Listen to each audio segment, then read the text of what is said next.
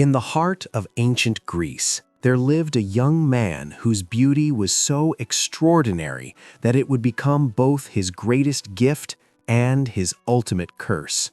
His name was Narcissus, and his story remains one of mythology's most haunting tales about the dangers of vanity and self-obsession. Narcissus was the son of the river god Cephissus and the nymph Lyriope. From the moment of his birth, a prophecy hung over him like a dark cloud. The blind prophet Tiresias warned his mother that Narcissus would live a long life, but only if he never came to know himself. This cryptic warning would prove tragically prophetic. As Narcissus grew into a young man, his beauty became legendary. Both men and women, mortals and nymphs alike, fell desperately in love with him wherever he went. But Narcissus possessed a heart as cold as marble. He rejected every admirer with cruel disdain, believing that no one was worthy of his affection. His pride and arrogance knew no bounds. Among his many admirers was a mountain nymph named Echo. She had once been cursed by the goddess Hera to only repeat the last words spoken to her, never able to speak her own thoughts. When Echo saw Narcissus wandering through the forest, she fell hopelessly in love. She tried to approach him, but because of her curse, she could only echo his words back to him. Narcissus, thinking someone was mocking him, rejected her harshly. Heartbroken and humiliated, Echo retreated into the mountains, where she wasted away until only her voice remained, forever repeating the words of others. The goddess of revenge, Nemesis, witnessed Narcissus's cruelty.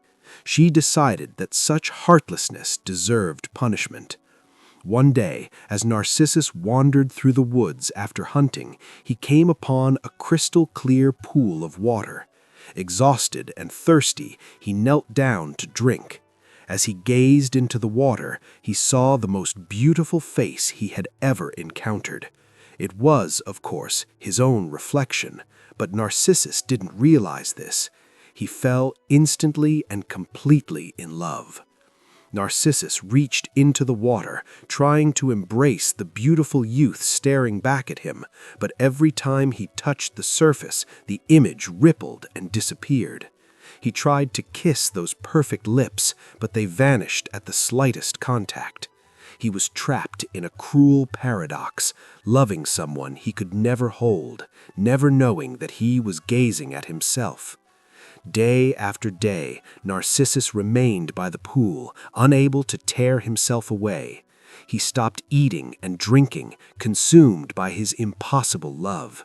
He wept, and his tears disturbed the water, causing his beloved's image to fade. "Why do you reject me?" he cried out in anguish. Some versions of the myth say that in his final moments he realized the truth, that he had fallen in love with his own reflection. In that moment of tragic self-awareness, Tiresias's prophecy was fulfilled. Narcissus wasted away by that pool, and when he died, the nymphs came to bury him, but his body had vanished.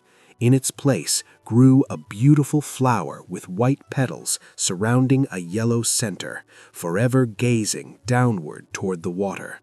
We know this flower today as the narcissus or daffodil. The myth of Narcissus reminds us that excessive self-love and vanity lead only to isolation and destruction.